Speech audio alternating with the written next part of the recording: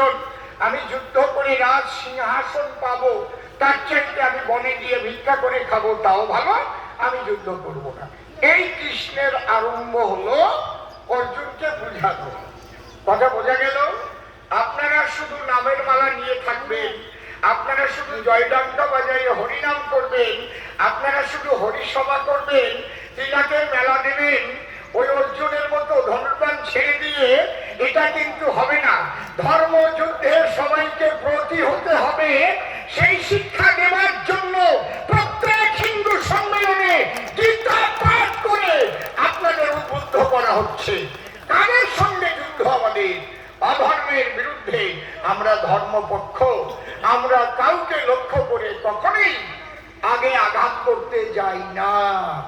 আমরা সবাইকে প্রেম দিতে চাই, ভালোবাসতে চাই।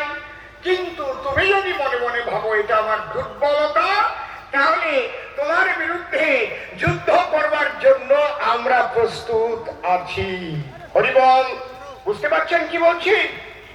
সেই জন্য তখন ভগবান শ্রীকৃষ্ণ বললেন, অর্জুন তুমি কি বলছো? প্রলব্যম মাসমগম পার্থ নৈতাত্তর্যুপপদ্ধতে